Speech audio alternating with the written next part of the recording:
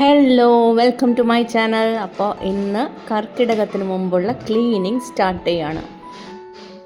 എല്ലാം കൂടെ ഒരു ദിവസം ചെയ്യാൻ പറ്റാത്തതുകൊണ്ട് ഞാൻ ഒന്നിടവിട്ട ദിവസങ്ങളിലാണ് ക്ലീനിങ് ചെയ്യണത്. അപ്പോൾ ഇച്ചിരി നേരത്തെ തുടങ്ങും. അപ്പോൾ അതിനുവേണ്ടി ആദ്യം തന്നെ കിച്ചണിലാണ് കയറി പിടിച്ചിരിക്കുന്നത്. കാരണം കിച്ചൺ ഒത്തിരി പണിയുണ്ടാവും, ഇനിയും ചെയ്യേണ്ടി വരും. ഇന്ന് ചെയ്താലും മറ്റന്നാളാകുമ്പോഴത്തേക്കും എന്തെങ്കിലുമൊക്കെ ഇതാവും. പക്ഷേ എന്നിരുന്നാലും നമ്മുടെ ചിമ്മിനി, അതുപോലെ തന്നെ ഇതുമാതിരി ഷെൽഫ്, ഇതൊക്കെ ഇന്ന് ക്ലീൻ ചെയ്ത് വെച്ചാൽ അതിന് പിന്നെ കുറച്ച് ദിവസത്തേക്ക് ക്ലീൻ ചെയ്യേണ്ടി വരില്ല. അപ്പോൾ കർക്കിടകത്തിന് മുമ്പുള്ള ക്ലീനിങ് ആണ് ഈ കാണുന്നത്. വീഡിയോ ഇഷ്ടപ്പെട്ടാൽ ലൈക്ക് ചെയ്യാൻ മറക്കരുത്. സബ്സ്ക്രൈബ് ചെയ്യാത്തവർ സബ്സ്ക്രൈബ് ചെയ്യുക, കമൻറ്റ് ചെയ്യുക, ഷെയർ ചെയ്യുക.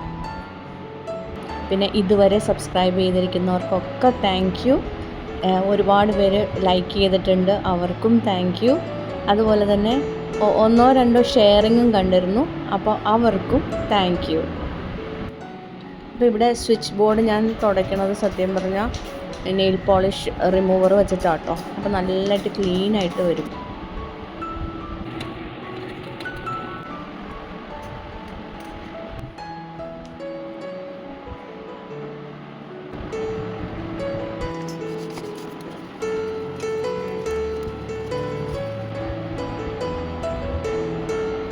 ഇവിടെ ഞാൻ സൈഡിലെ ടൈൽസും അതുപോലെ തന്നെ മൈക്രോവേവും ഒക്കെ തുടച്ചിട്ടുണ്ട്.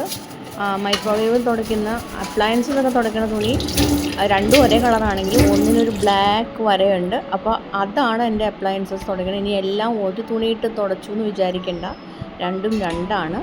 അതുപോലെ തന്നെ ഞാൻ കുടിക്കുന്ന വെള്ളം തിളപ്പിച്ച് വെച്ചത് വീണ്ടും എടുത്ത് വെച്ചു. വിൻഡോ നെറ്റ് ക്ലീൻ ചെയ്യാൻ ഇത് നല്ല സാധനം കേട്ടോ. ഇത് ഞാൻ ആമസോണിൽ നിന്ന് വാങ്ങിച്ചതാണ്.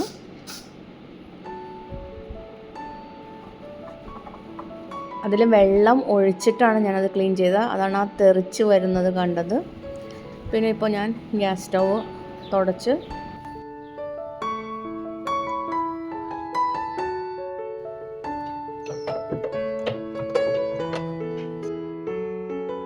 അതുപോലെ തന്നെ നമ്മുടെ ഇലക്ട്രിക് ചിമ്മിനിയും ഞാനെടുത്ത് ക്ലീൻ ചെയ്യാണ്.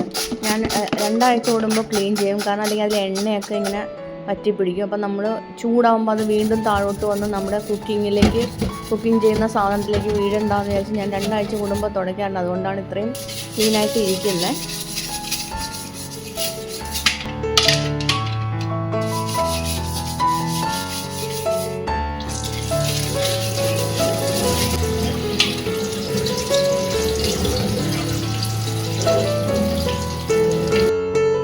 ഇത് ഇനി വെള്ളം പോയതിന് ശേഷം തുടച്ചതിന് ശേഷമാണ് തിരിച്ച് വയ്ക്കുന്നത്.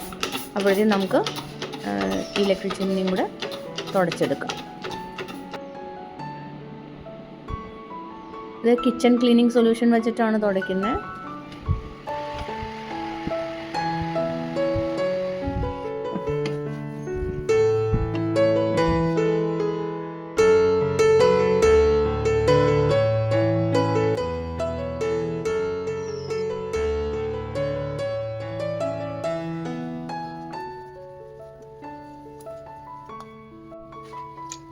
പിന്നെ ഗ്യാസ് സ്റ്റൗവിൻ്റെ സൈഡിലുള്ള ടൈൽസ്, അതുപോലെ ഈ ഗ്രാനൈറ്റും ഞാൻ തുടച്ചെടുക്കുകയാണ്. ഇവിടെ ആ ഗ്യാസ് സ്റ്റൗവിൻ്റെ കണക്ഷൻ വയറുണ്ട്. അപ്പം നമ്മൾ അതിന് തൊട്ടടുത്ത് ഞാനൊരു സ്റ്റാൻഡ് മാതിരി പഴയ മൈക്രോവേവിൻ്റെ സ്റ്റാൻഡാണ് എടുത്ത് വെച്ചത്. അതിലൊരു തുണി ഇട്ട് വെച്ചതിന് ശേഷം അതിൻ്റെ മീതെ ഒരു ആർട്ടിഫിഷ്യൽ ഫ്ലവറും ഒരു ക്ലോക്കും വെച്ചു, സമയം പെട്ടെന്ന് നോക്കാനായിട്ട്. അതുപോലെ തന്നെ ആ ട്യൂബ് കവർ ചെയ്യാൻ വേണ്ടിയാണ് ഞാൻ ഇതൊക്കെ വെച്ചിരിക്കുന്നത്. ഇവിടെ ഒരു ചെടി വെച്ച് കൊടുത്തു.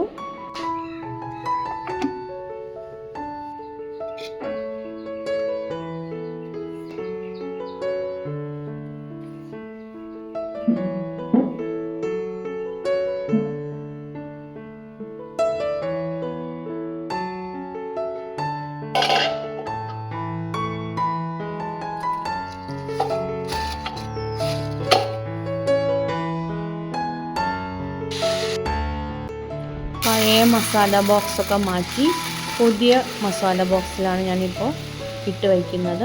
എനിക്ക് എളുപ്പത്തിന് എടുക്കാൻ വേണ്ടിയാണ് ഞാനിതുപോലെ മസാല ബോക്സിൽ വയ്ക്കുന്നത്.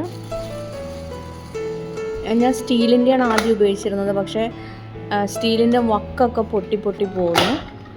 അതിനുശേഷം ഞാൻ പ്ലാസ്റ്റിക്കിൻ്റെ തന്നെ ഉപയോഗിക്കാൻ തുടങ്ങി. പിന്നെ ഇടയ്ക്ക് മാറ്റും.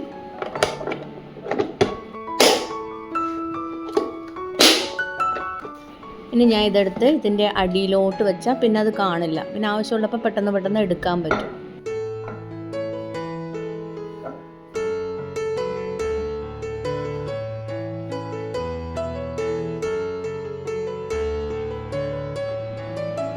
ഇനി ആ ട്യൂബിൻ്റെ നോബ് കാണാതിരിക്കാൻ ഞാൻ അവിടെ നമ്മുടെ സിസേഴ്സൊക്കെ വയ്ക്കുന്ന ആ കണ്ടെയ്നർ വെച്ച് കൊടുത്തു. അപ്പോൾ ആ സൈഡിൽ അങ്ങനെ ട്യൂബ് കാണാത്ത രീതിയിലായി. ഇനി ഇവിടെ ഒരു ചെറിയ ടേബിളുണ്ട്. അതിൽ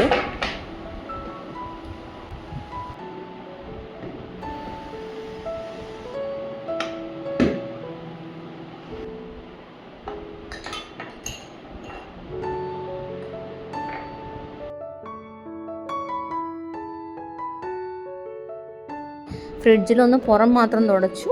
ഞാൻ സൈഡിൽ ഒരു ഒരു ഷെൽഫുണ്ട്, ഓപ്പൺ ഷെൽഫ്.